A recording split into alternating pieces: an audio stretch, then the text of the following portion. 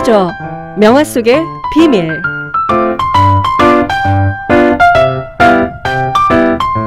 찾아줘 명화 속의 비밀에 함께 해주시는 청취자 여러분, 안녕하세요. 반갑습니다. 저는 진행을 맡은 유영욱입니다. 오늘도 함께 하시는 분들 소개할게요. 강영아님, 권인아님. 안녕하세요. 네. 안녕하세요. 그리고 오늘 새로 함께 해주실 김윤숙님. 안녕하세요. 네, 어서 오세요. 모두 추석 풍성하고 행복하게 잘 보내셨나요? 네. 네. 추석을 지내고 나니까 하늘은 더 높아지고 요즘 가을 하늘이 너무 이쁘더라고요.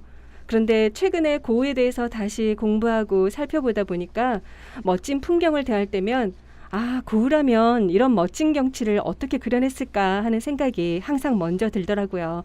고우에 푹 빠져있나 봅니다.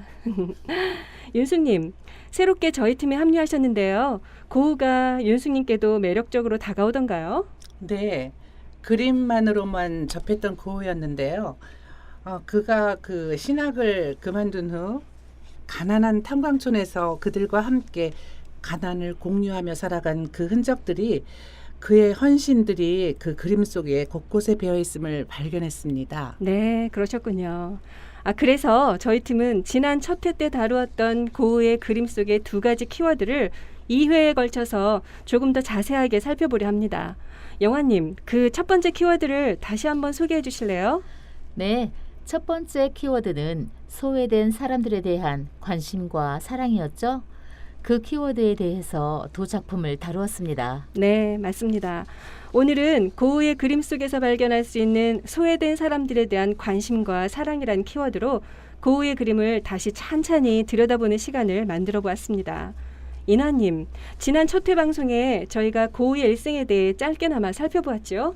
그 고우의 삶 중에서 인하님에게 가장 인상적으로 다가왔던 부분은 뭘까요? 네, 동생 태호에게 보낸 편지 내용입니다.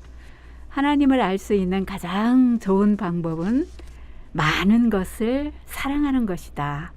그러면 하나님을 더 많이 알게 될 것이다 하는 내용입니다. 네, 저도 그 부분이 참 마음에 와닿았었어요. 그럼 이제 그 두 작품 중 첫 번째 작품, 감자 먹는 사람들에 대해서 나눠볼게요. 저는 사실 고우의 팬이 되기 전까지는 이 감자 먹는 사람들 작품이 너무 어둡고 침울해 보여서 선뜻 마음이 가지 않더라고요. 그런데 고우는 이 그림을 그리기 위해서 습작만 무려 56점을 그렸다고 해요.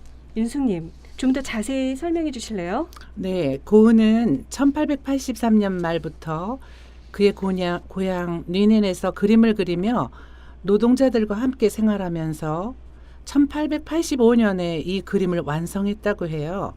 작품 한 점에 회화와 습작만 이만큼 그린 화가들은 아마 찾기가 쉽지 않을 겁니다. 네, 그만큼 고우가 노동자의 삶과 이 작품에 애착이 깊었다는 뜻일 텐데요. 그럼 이 그림에서 고우가 특별히 표현하려고 했던 건 뭘까요? 지난번에 고우가 평생의 후원자였던 동생 태호에게 보낸 편지에 대해 말씀드렸듯이, 그 편지에 자신의 많은 작품들에 관해 느낌과 작품 의도, 그리고 자신의 인생관과 예술에 대해 진솔하게 서술해 놓았는데요.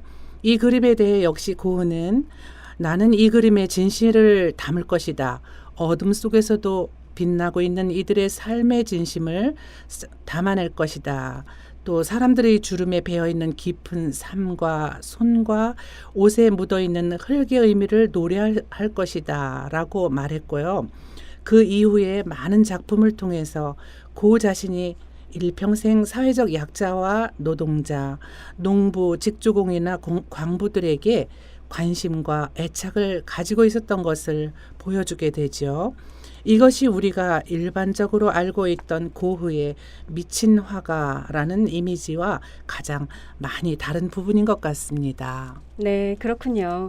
저도 고우가 태호에게 보낸 편지를 묶어놓은 책을 가끔 읽는데요. 고우의 생각을 읽으면서 다시 보는 이 그림은 제가 수년 전에 처음 이 그림을 대할 때와는 너무나 느낌이 다르더라고요. 매일매일 땅을 경작해서 하루하루를 먹고 사는 사람들이 그 투박한 노동의 손으로 자신의 정직한 경작물인 감자를 저녁으로 먹는 모습이 참 애잔하고도 경건하게 다가왔습니다. 고흐는 특히 농민화가 밀레에게 영향을 많이 받았다고 들었어요. 그럼에도 농민화가로서 고흐가 작품 속에서 나타내고자 했던 그 고흐만의 철학은 무엇일까요? 네, 고흐는 농민화를 상투적인 방식으로 세련되게 그리는 것은 잘못이라고 생각했더군요. 농민화에 베이컨, 연기, 찐 감자 냄새가 난다고 해도 좋아. 마구간에서 거름 냄새가 나는 게 좋은 거야. 그게 바로 마구간이니까 말이야. 라고 편지에서 얘기했듯이 고흐는 농민들의 삶을 세련되게 미화하고 포장해서 그리기보다는 있는 그대로 소탈하고 꾸밈없이 그려내는데 최선을 다했고, 그의 이 진정성이 가장 잘 나타난 것이 바로 이 작품 감자 먹는 사람들이 아닐까 생각되네요. 네, 대중의 무관심과 경제적 어려움을 미리 예상하면서도 그걸 감수하고 진정성을 담은 그림을 그려낸 고흐가 아직도 우리에게 많은 메시지들을 던져주네요. 아마도 그 부분이 고흐가 밀레를 존경하면서도 그와 차별화시켰던 그만의 철학이 아닐까 싶어요. 자, 이제 그럼 두 번째 작품으로 넘어가 볼까요? 영화님과 이나님이 두 번째 작품 선한 사마리아인을 준비하셨지요? 영화님, 고흐가 이 작품을 그리게 된 배경을 한번 설명해 주실까요? 네, 고흐가 아르에서 고갱과 다투고 자신의 귀를 잘라서 창녀에게 주어버린 사건 이후에 자신을 통제하기 어려웠던 고흐는 1889년 5월 8일 프랑스 남부의 작은 마을 생레미 드 프로방스의 정신병원에 입원했답니다. 아, 그 수도원이었던 요양병원이 옥수수밭과 올리브나무, 포도밭에 둘러싸여 있는 아주 평화로운 곳이었다고 하죠? 네, 그래요. 고흐는 1년 동안 심한 발작 중에도 상태가 조금 좋아지면 병원 내부나 주변 정원의 풍경, 그리고 좋아하는 화가들의 명화들을 모사하며 지냈다고 전해지는데요. 선한 사마리아인 역시 프랑스 화가 들라크루아의 착한 사마리아인을 보고 모사해서 그린 작품이라고 합니다. 선한 사마리아인이 이 그림은 1892년 작품이고요. 이 그림을 그린 후 2달 후에 고흐는 37세의 젊은 나이로 생을 마감했다고 하니 삶과 죽음의 경계선에서 자신의 존재 이유를 설명하려고 하지 않았을까 하는 느낌이 들기도 합니다. 네, 그런데 들라크루아의 원작품에서는 착한 사마리아인이 붉은 망토를 걸치고 있거든요. 근데 고흐의 작품에서는 특유의 황금빛 노랑으로 대체되어 그려졌는데요. 이건 고흐가 종교적인 내용을 회화적 관점에서 해석한 단편적 예입니다. 그리고 선한 사마리아인을 고흐 자신만의 정열적인 필치로 그려낸 것이고요. 그렇군요. 선한 사마리아인은 누가복음 10장 25절에서 37절에 있는 예수님의 말씀을 주제로 한 내용인데 고흐는 저 한 장의 그림에 많은 이야기를 담아낸 것 같아요. 네, 잘 보셨어요. 누가복음의 예수님 말씀을 요약하면 여리고로 내려가던 한 사람이 강도를 만나서 있던 것을 다 빼앗기고 거반 죽게 되었는데 당시 이스라엘 지도층이라고 할 수 있는 제사장, 레위인 이런 분들은 거반 죽게 된 이 사람을 보고 피하여 지나갔죠. 근데 그 당시에 멸시를 받던 사마리아인은 이것을 보고 불쌍히 여겨서 기름과 포도주로 상처를 치료하고 싸매어서 자기 말에 태워 주막으로 데리고 가서 주막 주인에게 돌보아 달라며 치료비를 건네주고 비용이 만약에 더 들면 돌아오는 길에 갚아주겠다며 상상 이상의 선행과 이웃사랑의 극치를 보여줍니다. 네, 제가 알기로는 예수님께서 이 비유를 말씀하신 이유가 한 율법교사가 누가 제 이웃입니까? 라는 물음에서 시작되었다고 알고 있는데요.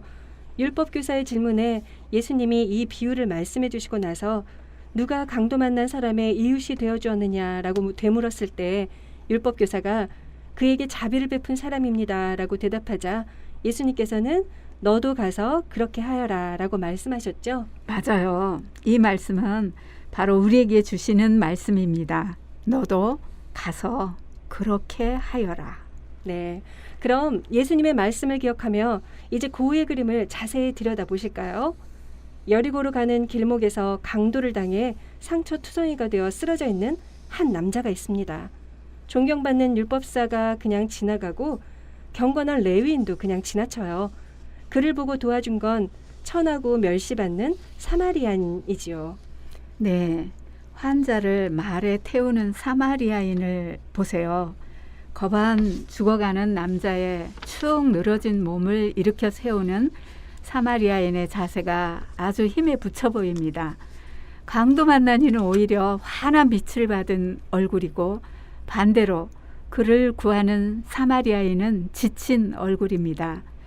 몸을 가누지 못하는 사람의 그 몸무게를 감당하느라고 휘어진 허리, 힘주어 받치느라고 붉어진 다리의 근육, 곧 벗겨질 듯한 신발, 삐쩍 말라 보이는 얼굴.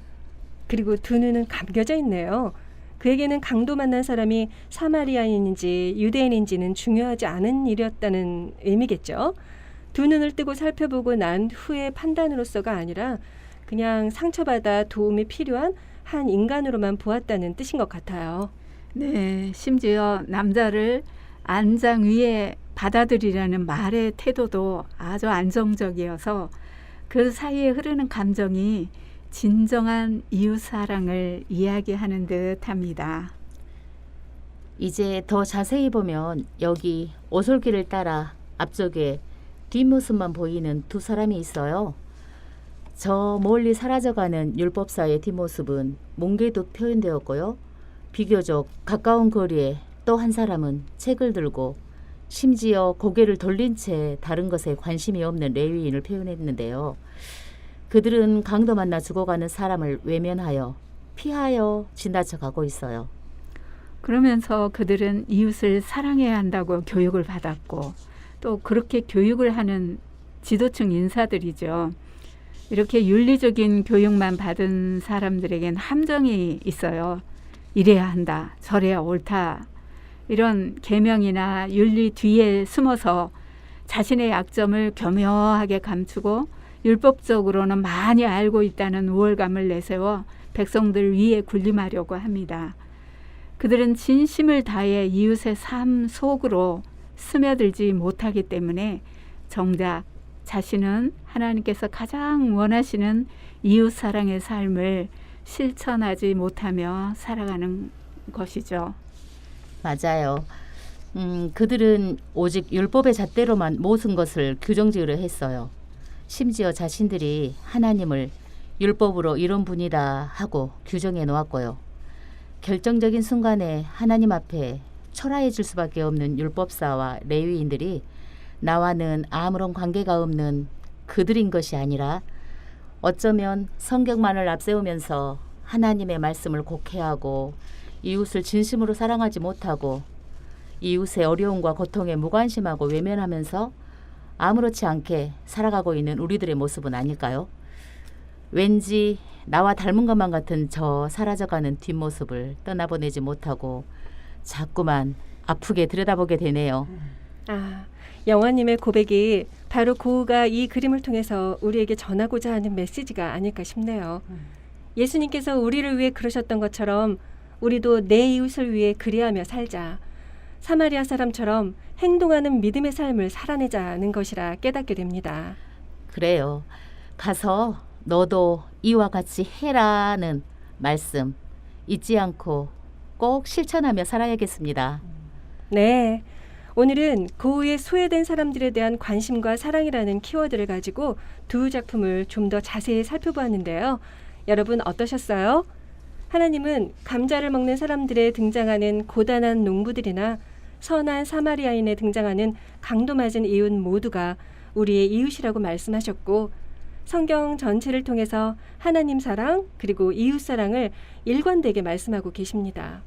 고우의 작품들이 바로 그 말씀을 붓으로 형상화한 작업이라는 감동이 여러분에게도 잘 전해졌는지 모르겠습니다. 저희는 다음 편에 고우의 그림 속의 비밀 그 마지막 키워드를 가지고 돌아올게요. 오늘도 함께해 주신 강영환님, 김윤숙님, 권인아님 감사합니다. 감사합니다. 함께해 주신 청취자 여러분 환절기에 감기 조심하시고요. 좋은 그림들과 함께 행복한 가을을 누리시길 바랄게요. 안녕히 계세요. 계세요.